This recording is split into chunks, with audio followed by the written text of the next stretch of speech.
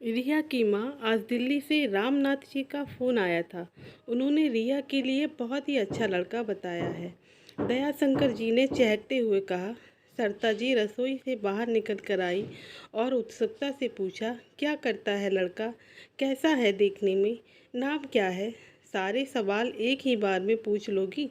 अरे सांस तो ले लो ज़रा, दयाशंकर जी ने हंसते हुए कहा। लड़का तो इंजीनियर है और नाम है अविनाश। बस मुझे एक चीज़ की चिंता है कि हम इतना दहेज कैसे दे पाएंगे। उन्होंने 15 लाख रुपए कैश बोले हैं। सरता जी ने कहा कि पहले लड़का देख लें, कुंडली मिला लें, फिर देखते हैं। आखिर हमारी गुड़िया रिया से बढ़कर कुछ है क्या? कहीं ना कहीं से इंतज़ाम कर लेंगे।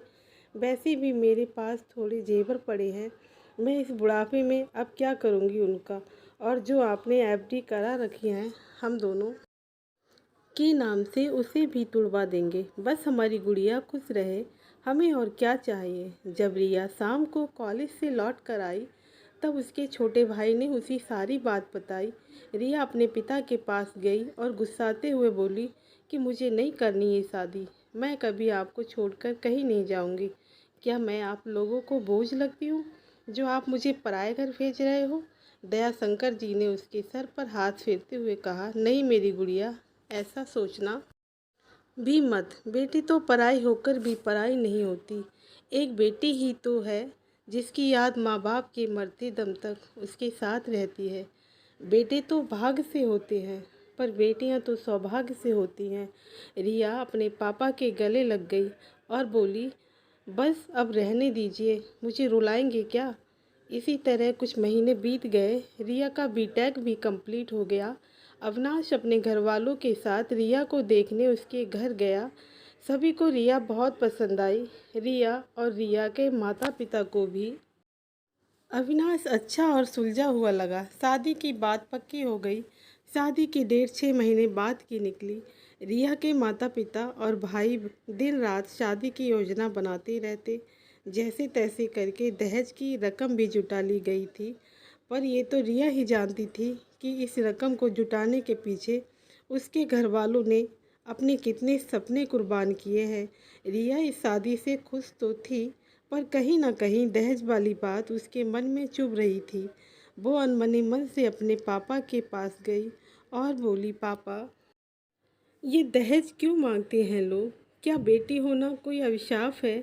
एक तरफ तो लड़की अपने सारे रिश्ते नाते, अपनी सारी यादों को दिल में समेटकर अपने पिता के घर को छोड़कर किसी अनजान घर में अनजान लोगों के बीच जाती है।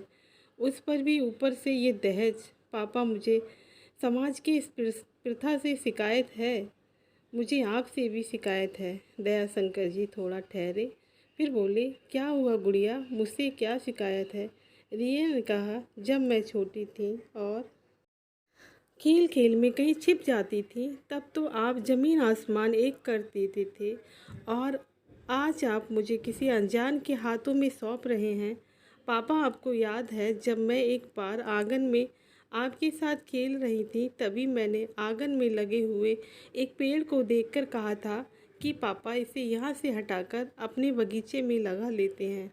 तब आपने कहा था कि बेटी, ये 4 साल पुराना पेड़ है, इसका नई जगह नई मिट्टी में ढल पाना मुश्किल होगा। आज मैं आपसे पूछती हूँ, एक पौधा और भी तो है आपके आंगन का जो 22 साल पुराना है, क्या वो नई जगह ढल पाएगा?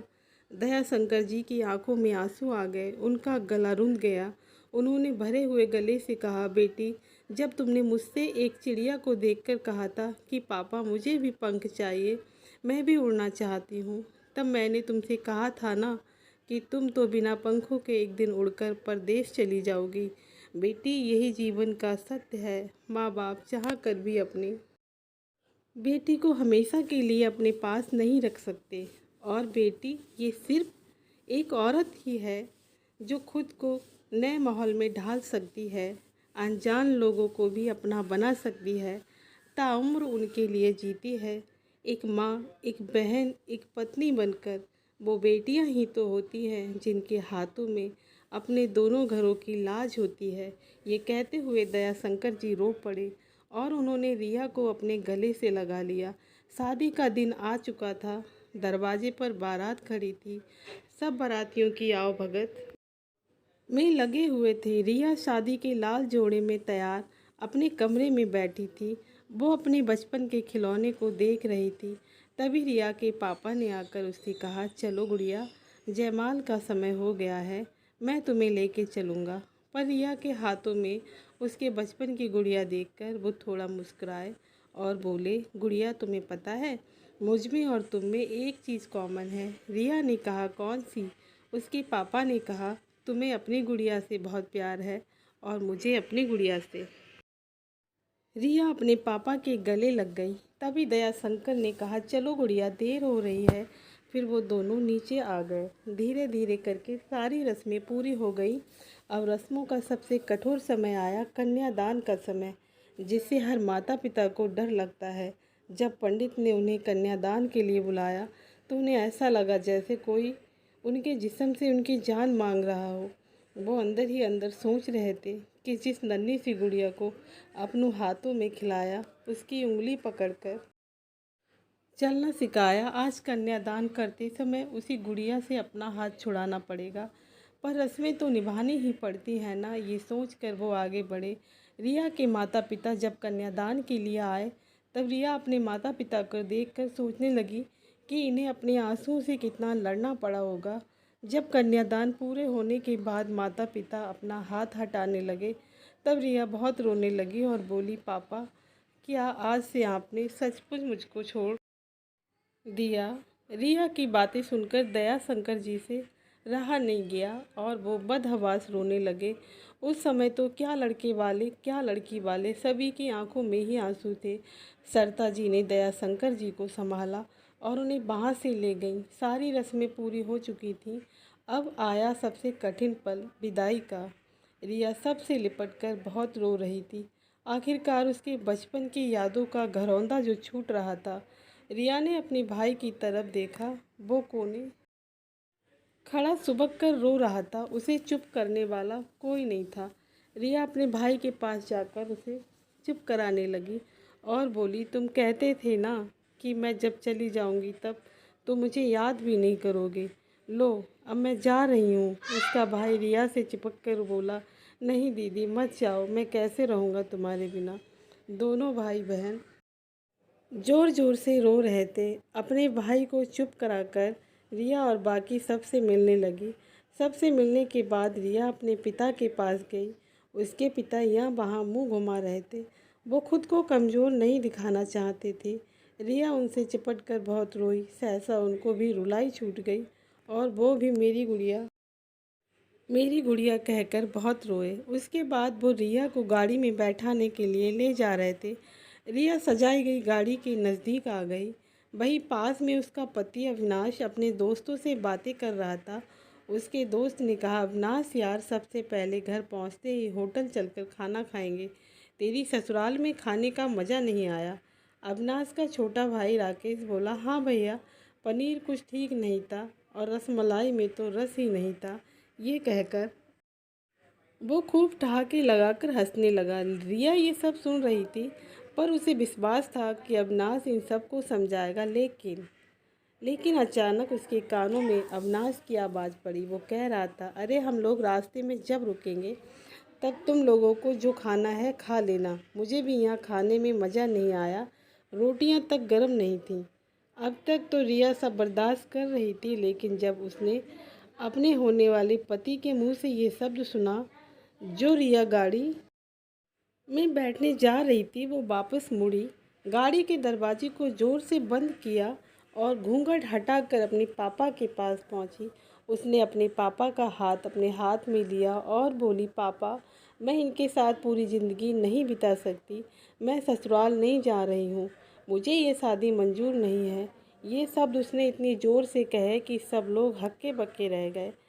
सब उसके नज़दीक आ गए। रिया के ससुराल वालों पर तो जैसे पहाड़ टूट पड़ा। मामला क्या था किसी को समझ नहीं आ रहा था।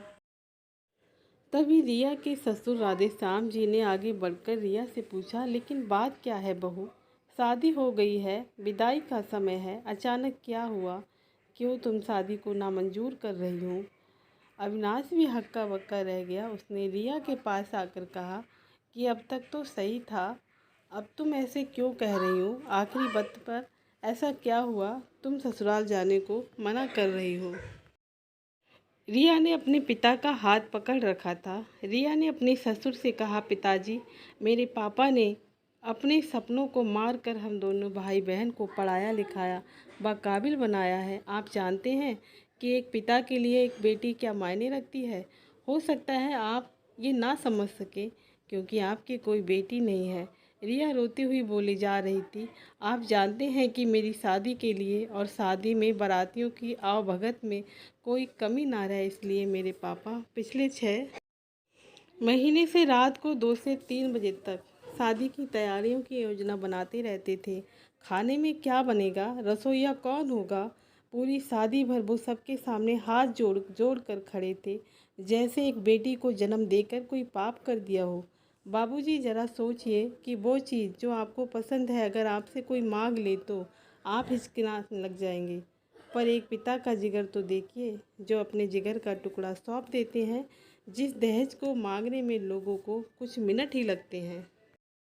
उसी रकम को जुटाने के लिए एक पिता दिन रात मेहनत करता है। मेरे पति को रोटी ठंडी लगी, उनके दोस्तों को पनीर में गड़बड़ लगी, मेरे देवर को रसमलाई में रस ही नहीं मिला। पर क्या इनको पता है कि ये सिर्फ खाना नहीं है, ये किसी पिता के अरमान व जीवन का सपना होता है। मेरे माता पिता ने कितने सपनों को मारा होगा।